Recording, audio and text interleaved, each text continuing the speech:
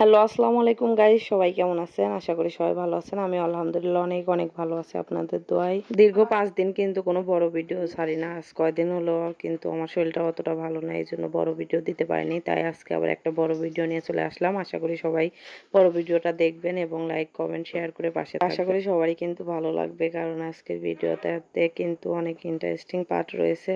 আজকে আমাদের বাড়িতে রান্না হবে দেশি মুরগি। এটা কিন্তু দেশি মুরগিটা কিন্তু আমাদের বাড়িরই।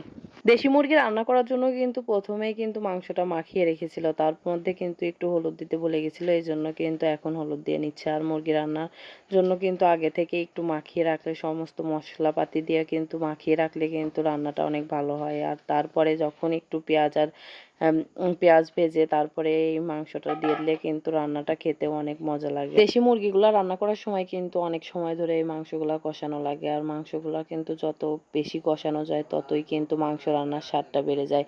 আর দেশি মুরগি কিন্তু রান্নার সময় অনেক ভালোভাবে কিন্তু না কষালে কিন্তু মাংসটা কেমন যেন লাগে।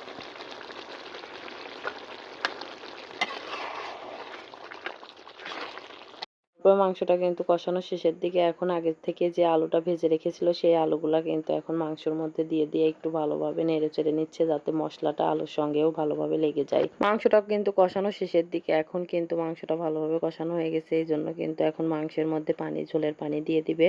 আজকে কিন্তু রান্নার কালারটা অনেক সুন্দর দেখা যাচ্ছে, এই কারণেই রান্নার কালারটা অনেক সুন্দর দেখা যাচ্ছে কারণ আজকে কিন্তু বাইরের চুলায় রান্না করা হয়েছে, এই জন্য দেখেন কিন্তু কালারটা মাশাআল্লাহ কিন্তু দেখতে অনেক সুন্দর লাগছে। আর আজকে কিন্তু আমাদের বাড়িতে দেশি মুরগি রান্নার সঙ্গে সঙ্গে চাউলের পিঠাও বানানো হচ্ছে। দেশি মুরগির সাথে চাউলের পিঠা খেতে কিন্তু অনেক মজা। কার কার পছন্দ একটু কমেন্ট করে জানাবেন। আর সবার সঙ্গে একটা গোপন কথা শেয়ার করে, আমি কিন্তু এই পিঠা বানাতে পারিনি। কে কে বানাতে আমার মতন এই পিঠা বানাতে পারেন না একটু কমেন্ট করে জানাবেন। এই পিঠা কিন্তু এই জায়গায় আমার ভাবি বানাচ্ছে। আমার ভাবি কিন্তু অনেক সুন্দর করে গোল রুটি বানাতে পারে, কিন্তু আমি কিন্তু পারি না, এটাই আমার ব্যর্থতা। কি গাইজ, আমি এই পিঠা বানাতে পারি না বলে এই পিঠা খাবো না? যে বানাবে আমি তার কাছ থেকে নিয়ে খাবো। গাইজ, আপনাদের সঙ্গে আরেকটা কথা শেয়ার করে, আমি কিন্তু এই পিঠা বানাতে না পারলেও অনেক সুন্দর করে কিন্তু এই পিঠাগুলো আমি ভাজতে পারি। আর এই পিঠাগুলো কিন্তু আমি যখন ভাজি তখন কিন্তু মাশাআল্লাহ একটু কিন্তু এই পিঠাগুলো লাল হয় না।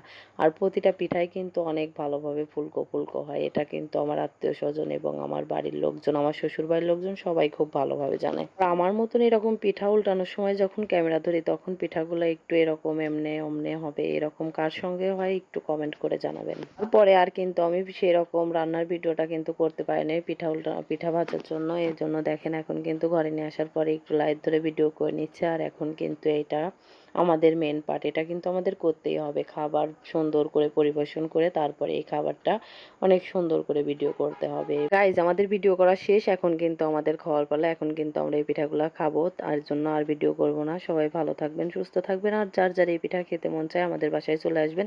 এই পিঠাগুলা কিন্তু আজকেই বানিয়েছি।